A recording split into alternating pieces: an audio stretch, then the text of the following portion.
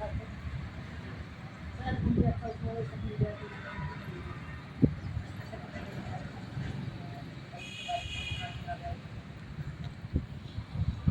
Of media की जो बैठक है, ये जिला लेवल की बैठक है, पुंडरी रेस्ट हाउस में आमंत्रित की गई थी।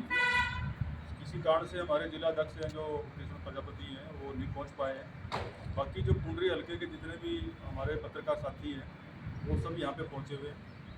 और मीटिंग का उद्देश्य हमारा यही था कि जो पत्रकारों की जो समस्याएं हैं या हमारे सरकार की ओर से जो हमने पत्रकारों की सुविधा के लिए जो मांग पत्र है या हमारी जो मांगे हैं संगठन के माध्यम से पत्रकारों की जो मांगे हैं वो हमने उसके लिए एक अपना खाका तैयार किया है, चर्चा की है उस बारे में। पत्रकारों के लिए 5 सूत्रीय एजेंडा है जो कि हमारे राष्ट्रीय एजेंडे में डाला गया है। वो 5 सूत्रीय जो एजेंडा है उसको लिए हमने सरकार से मांग रखी है कि हमारे पत्रकारों साथियों के लिए आवासीय सुविधा दी जाए, एजुकेशन के लिए हमारे पत्रकारों के बच्चों को एजुकेशन मुहैया कराया जाए, हमारे पत्रकारों को स्किल डेवलपमेंट के लिए उनको एक प्रशिक्षण भी सरकार की तरफ से समय समय पर करवाते रहें ताकि पत्रकार एक संविधान के अनुसार देश हित के लिए काम करें। और इसके लिए उसके बाद हमारे पत्रकार साथियों को जिस तरह से नंबरदारों को या और भी बहुत सारे अधिकारियों को या वैसे वर्गों को सरकार प्रोत्साहन करती रही है, जिसमें कि हमारे पत्रकारों को टोल किट दी जाए और इंश्योरेंस किया जाए कि एक हमारे पत्रकार साथी जो दिन अपनी जान जोखिम में डाल करके एक देश का चौथा स्तंभ होने के साथ साथ जो काम करते हैं उनको कम से कम भी 1 करोड़ रुपए का इंश्योरेंस दिया जाए।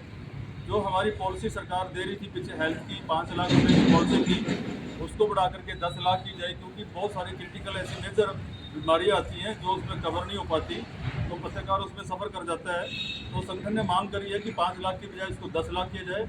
और दूसरे डिपार्टमेंटों को जिस तरह से रिटायर्ड कर्मचारी हैं उन कर्मचारियों को सरकार ने कैशलेस पॉलिसी मुहैया कराने के लिए वचनबद्ध किया है। तो हमने भी मांग करी है कि हमारे पत्रकार साथियों को जो इस मुहिम में काम कर रहे हैं, चाहे वो एग्रीडेशन है चाहे नॉन एग्रीडेशन है, सभी को 10 लाख रुपए का कैशलेस पॉलिसी का जो प्रावधान है यानी कि हेल्थ पॉलिसी उनको दी जाए और उनका मेडिकल जो है ना सुविधा उनको दी जाए।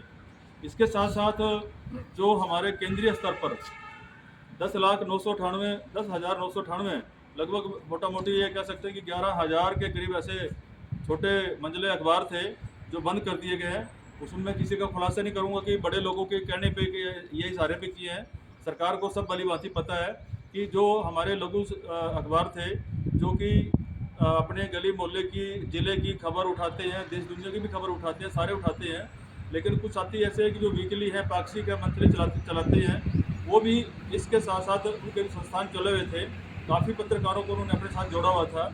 यदि सरकार चाहती है कि जो पुरानी जो अखबार है वही चालू करे जाए, ये बहुत बड़ा अन्याय और भेदभाव होगा पत्रकार इस परिवार के लिए। हमने मांग करी है कि जो पहले से जो 10,098 जो बंद करे गए हैं उनको कोई नोटिस दिया जाए। यदि आपकी कोई ऐसी मांग है तो उनको पूरी करवाया जाए।